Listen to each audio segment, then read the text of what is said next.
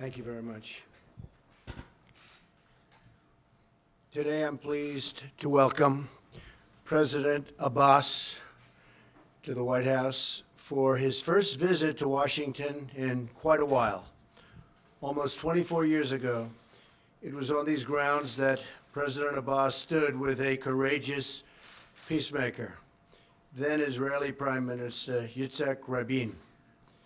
Here at the White House, President Abbas signed a declaration of principles, very important, which laid the foundation for peace between the Israelis and Palestinians. The President and Mr. President, you signed your name to the first Israeli-Palestinian peace agreement. You remember that well, right? And I want to support you in being the Palestinian leader who signs his name to the final and most important peace agreement that brings safety, stability, prosperity to both peoples and to the region. I'm committed to working with Israel and the Palestinians to reach an agreement, but any agreement cannot be imposed by the United States or by any other nation. The Palestinians and Israelis must work together to reach an agreement that allows both peoples to live, worship, and thrive and prosper in peace. And I will do whatever is necessary to facilitate the agreement, to mediate, to arbitrate, anything they'd like to do. But I would love to be a mediator or an arbitrator or a facilitator, and we will get this done. Peace also means defeating ISIS and other terrorist groups. These groups are a threat to all people who cherish human life. I know President Abbas has spoken out against ISIS and other terrorist groups, and we must continue to build our partnership with the Palestinian security forces to counter and defeat terrorism. I also applaud the Palestinian Authority's continued security coordination with Israel. They get along unbelievably well. I had meetings, and at these meetings I was actually very impressed and somewhat surprised at how well they get along. They work together beautifully. But there can be no lasting peace unless the Palestinian leaders speak in a unified voice against incitement to violate and violence and hate. There's such hatred, but hopefully there won't be such hatred for very long. All children of God must be taught to value and respect human life and condemn all of those who target the innocent. As part of our efforts to move forward toward peace today, we will also discuss my administration's effort to help unlock the potential of the Palestinian people through new economic opportunities. Lastly, I want to note the positive ongoing partnership between the United States and the Palestinians on a range of issues: private sector development and job creation, regional security, counterterrorism, and the rule of law, all of which are essential to moving forward toward peace. I welcome President Abbas here today as a demonstration of that partnership, that very special partnership that we all need to make it all work. And I look forward to welcoming him back as a great mark of progress and ultimately toward the signing of a document with the Israelis and with Israel toward peace. We want to create peace between Israel and the Palestinians. We will get it done. We will be working so hard to get it done. It's been a long time, but we will be working diligently. And I think there's a very, very good chance, and I think you feel the same way. Mr. President, thank you very much. بسم الله الرحمن الرحيم. فخامة الرئيس دونالد تدرامب، أشكركم على دعوتكم الكريمة وحفاوة الاستقبال، وأتطلع إلى العمل مع سيادتكم للتوصل إلى هدفنا المشترك بتحقيق صفقة السلام التاريخية. Mr. President, Your Excellency, I would like to thank you for this honorable invitation to come and meet with you, and I look much forward to working with you in order to come to that deal, to that historical agreement, historic deal to bring about peace. خيارنا سيادة الرئيس الاستراتيجي الوحيد هو أن نحقق مبدأ الدولتين، دولة فلسطين بعاصمتها القدس الشرقية لتعيش بأمن وسلام واستقرار إلى جانب دولة إسرائيل على حدود 1967.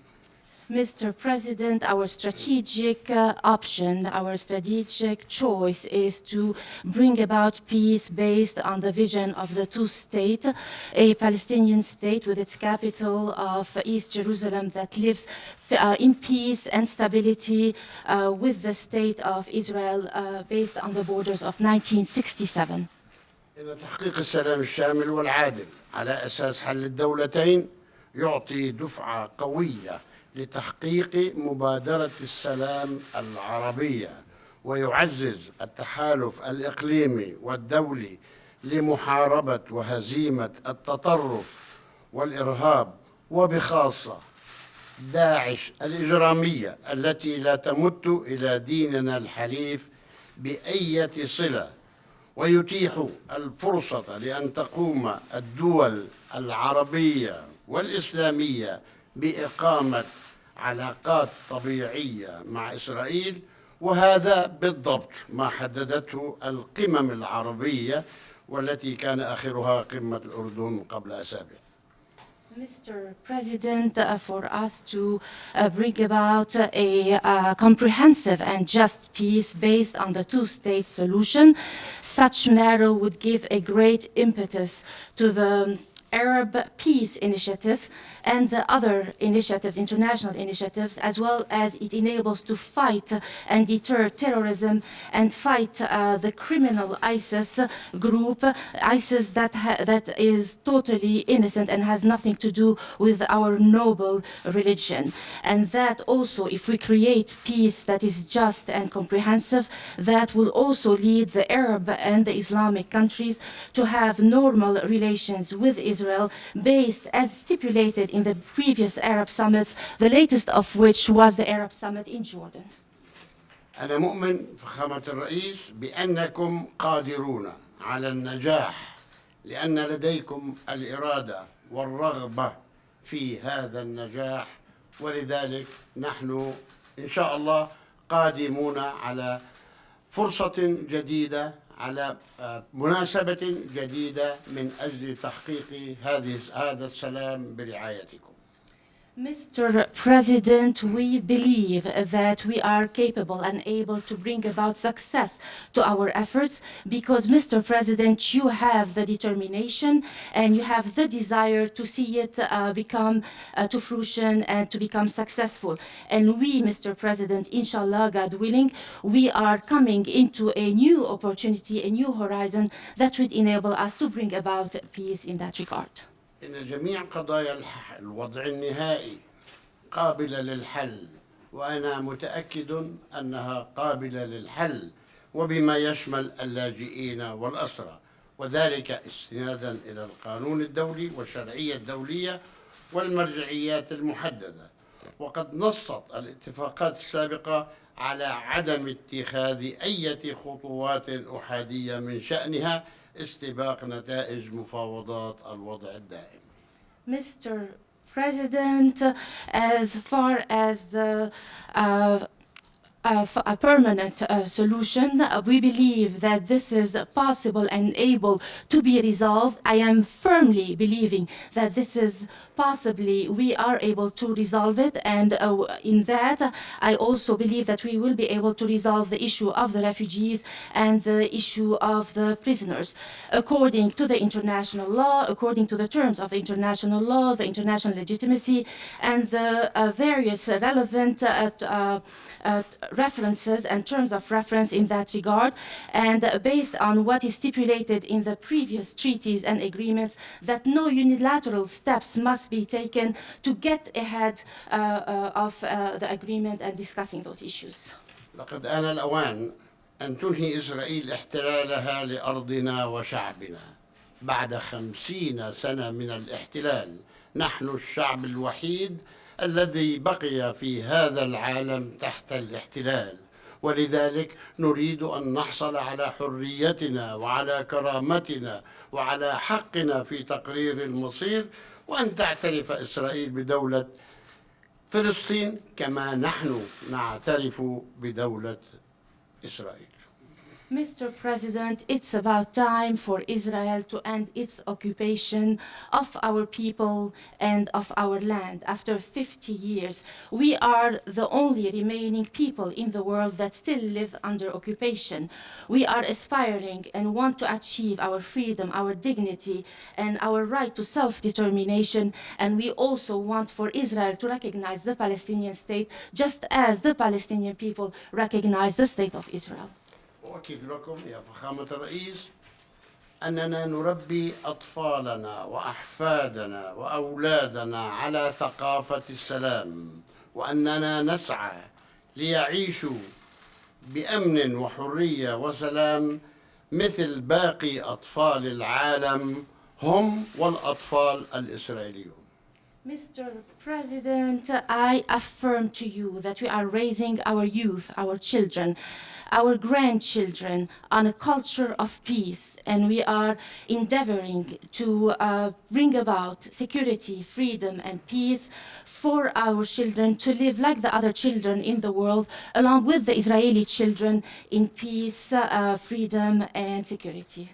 أنا أحمل معي معاناة وأمل الشعب الفلسطيني لنجعل من الأرض المقدسة للديانات السماوية الثلاث، اليهودية والمسيحية والإسلام، ملاذاً يوفر الأمن والأمانة والسلام والاستقرار والعدل للجميع.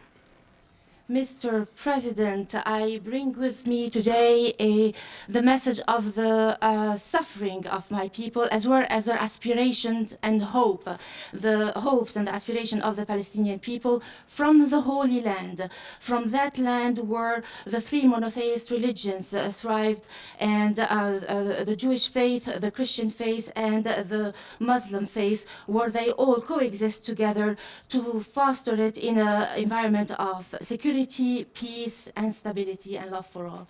أننا نؤمن يا فخامة الرئيس أننا قادرون بقيادتكم الشجاعة وحكمتكم وقدرتكم التفاوضية على إنهاء هذه المعاناة، ونعتمد على الله ثم عليكم، وسنكون شركاء حقيقيين لكم لتحقيق معاهدة سلام تاريخية برعايتكم وقيادتكم. Mr. President, I believe that we are capable, under your leadership and your stewardship, to your courageous stewardship and your wisdom, we are, and as well as your great negotiating ability, I believe with the grace of God and with all of your effort, we believe that we can we can be partners, true partners to you, to bring about a historic peace treaty under your stewardship to bring about peace. Now, Mr. President, with you we have hope.